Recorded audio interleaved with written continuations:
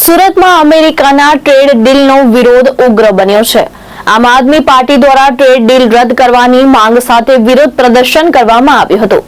પાર્ટીનું કહેવું છે કે આ ડીલથી ખેડૂત, પશુપાલકો અને નાના વેપારીઓને ભારે નુકસાન થશે।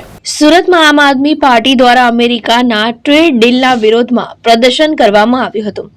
પાર્ટીના આગેવાનોનો આક્ષેપ છે કે અગાઉ 0% ટેરિફ લાગુ પડતો હતો, પરંતુ હવે 0.5% સુધીનો દર લાગુ થતા ભારતીય બજાર અને સ્થાનિક ઉત્પાદકોને મોટું નુકસાન થશે।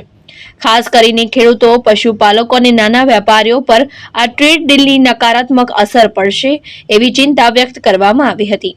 આમ આદમી પાર્ટીએ કેન્દ્ર સરકારને ટ્રેડ ડીલ તાત્કાલિક હટાવવાની માંગ કરી છે અને ચેતવણી આપી છે કે માંગ નહીં સ્વીકારવામાં આવે તો આવનારા દિવસોમાં દેશવ્યાપી આંદોલન કરવામાં આવશે। ભારત સરકાર દ્વારા અમેરિકાના દબાવમાં આવી અને જે ટ્રેડ ડીલ કરવામાં આવી છે, ટ્રેડ ડીલના કારણે દેશભરના કૃષિ ઉત્પાદન સાથે જોડાયેલા ઉદ્યોગકારો, ખેડૂતો, પશુપાલકો, હીરા ઉદ્યોગકારો, ટેક્સટાઇલ ઉદ્યોગકારો હેરાન પરેશાન છે। અમેરિકાના તમામ ઉત્પાદન આ દેશની અંદર 0% ટેરિફ ડ્યુટી સાથે ઠલવાશે તો આપણે એમની સાથે કેવી રીતે ટકી રહીશું, આ બહુ મોટો સવાલ છે અને આ ગંભીર અસર ઊભી કરશે એવી ભીતિ સેવાઈ રહી છે। ત્યારે આમ આદમી પાર્ટી માનનીય સુરત કલેક્ટર શ્રીના માધ્યમથી માનનીય રાજ્યપાલને અને કેન્દ્ર સરકારને આવેદન આપવા માટે આવી હતી કે આ ટ્રેડ ડીલ રદ કરવામાં આવે।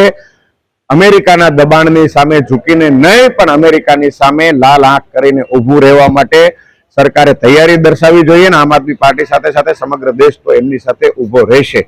જો આ ટ્રેડ ડીલ રદ કરવામાં નહીં આવે તો આમ આદમી પાર્ટી ગુજરાત સાથે સાથે દેશભરના ખૂણે ખૂણે, ગલીએ ગલીએ જઈ લોકોને જાગૃત કરશે। ટ્રેડ ડીલની ખોટી નીતિ, અનીતિઓ વિશે લોકોને માહિતગાર કરશે અને ટ્રેડ ડીલને ઉઘાડી પાડશે। એટલે અમે આવેદન કરીએ છીએ, માંગણી કરીએ છીએ, વિનંતી કરીએ છીએ કેન્દ્ર સરકારને કે તાત્કાલિકપણે આ ટ્રેડ ડીલ રદ કરવામાં આવે।